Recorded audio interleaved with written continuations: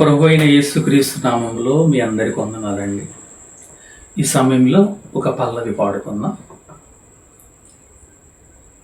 ఒక పరితలచిన యేసుని ప్రేమ అమృతం కదా,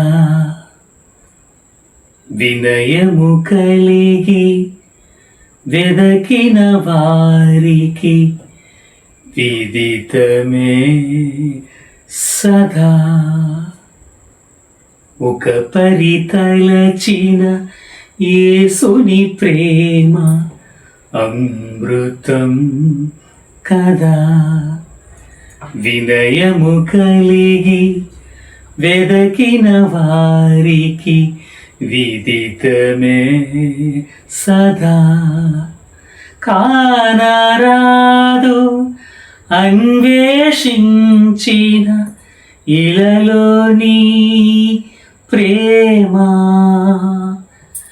మారిపోదు స్థితి ఏదైనా మాపై నీకు తానా. ఇదే కదా నీ ప్రేమ చరితం.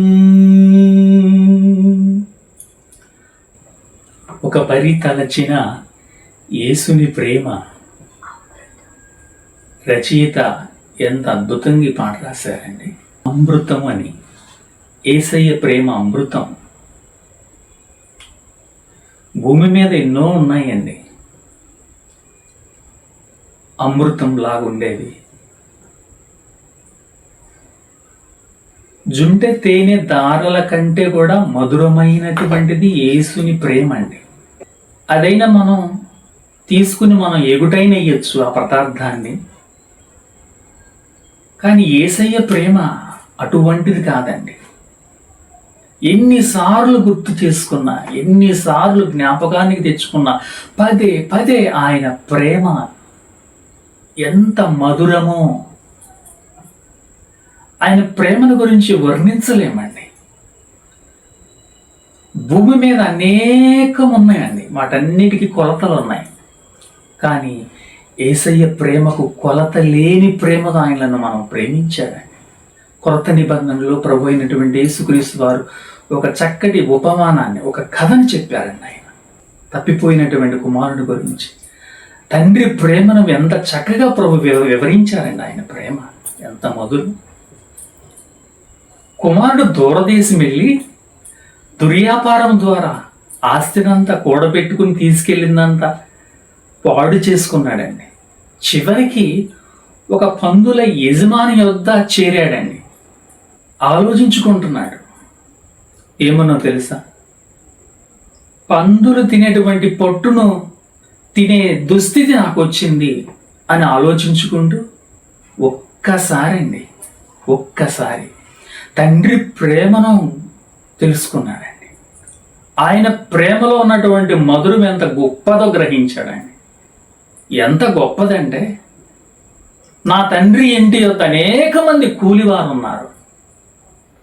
ఆ కూలివానిలో ఒకనిగైనా నన్ను చేర్చుకుంటాడు. నేను తండ్రికి ఎంత ఘోరమైన తప్పు చేశాను, అయినను ఆయన నన్ను త్రోసివేయడు, నన్ను హక్కును చేర్చుకుంటాడు అనుకున్నాడు. ఒక గొప్ప నిర్ణయాన్ని తీసుకున్నాడండి. తండ్రి ఇంటి వైపు ఆయన అడుగులు ప్రారంభించబడ్డాయండి. తండ్రి ఇంటి వైపుకు నడుచుకుంటూ వెళుతూ ఉన్నాడండి. తండ్రి అంతకు ముందే దూరము నుండి కుమారుని గమనిస్తూ ఉన్నాడండి. కుమారుడు ఎప్పుడు వస్తాడని ఎదురు చూస్తూ ఉన్నాడండి. కుమారుడు కనపడుతూ ఉన్నాడండి, నడుచుకుంటూ వస్తున్నాడండి. తండ్రి మాత్రమే గుర్తుపట్టగలడండి. ఆ ఊరిలో ఉన్నవారు ఎవ్వరు గుర్తుపట్టలేరు. అంత భయంకరమైనటువంటి పరిస్థితుల్లో కుమారుడు ఉన్నాడండి. చూడండి, చాలా కాలమే అయింది అతను వెళ్ళిపోయి. కుమారుడు తండ్రి గుర్తుపట్టగలిగాడంటే చూడండి అండి. కుమారుడిని గుర్తుపట్టగలిగాడండి తండ్రి. పరుగున వెళ్ళాడండి తండ్రి. వెళ్ళి భుజం మీద పడి కౌగిలించుకున్నాడండి. ముద్దు పెట్టుకున్నాడండి. ఇంటికి తీసుకొచ్చాడండి.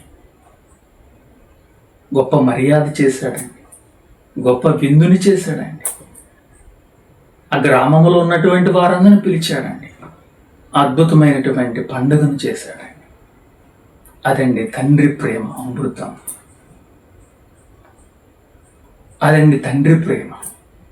ఒక్కసారి తరుచుకున్నాడు తప్పిపోయిన కుమారుడు. ఎంత గొప్ప ప్రేమను అనుభవిస్తున్నాడు. నేటి మన జీవితంలో కూడా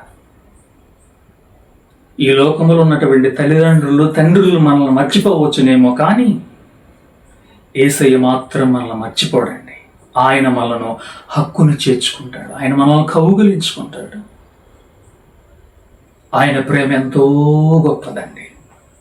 ఎంత గొప్పదంటే వివరించలేమండి ఆయన ప్రేమ, అంత గొప్పది. ఎంత గొప్పది, ఎలా వివరించగలుగుతాం ఆయన ప్రేమను? అమృతం. ఎన్నిసార్లు ఆయన మనం గుర్తు చేసుకున్నప్పటికైనా సరే, పదే పదే పదే ఆయనను మనం జ్ఞాపకాన్ని తెచ్చుకున్నా సరే, ఇంకా గుర్తు చేసుకోవాలి, ఇంకా గుర్తు చేసుకోవాలి. అవును, కుమారుడు అనుకునే ఉండవచ్చండి, నేను తండ్రికి విరోధముగా ఘోరమైన పాపము చేశాను, క్షమించరాని పాపాన్ని నేను చేసి, అయినప్పటికీ ఆయన నన్ను చేర్చుకున్నాడు. అదండి అమృతం అండి. ఈ మధురత్వాన్ని తెలుసుకుంటే ఈ పాట పాడలేకుండా నేను ఉండలేకపోతున్నానండి. పాడుకుందాం. అందరు కలిసి నాతో ఏకీభవించి కీర్తనను పాడండి, పల్లవను.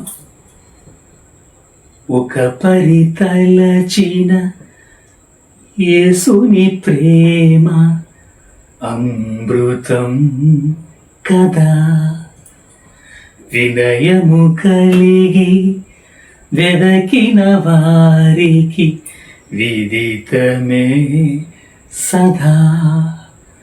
కానరాదు అన్వేషించిన ఇలలోని ప్రేమ, మారిపోదు స్థితి ఏదైనా, నాపై నీకున్న తాణా.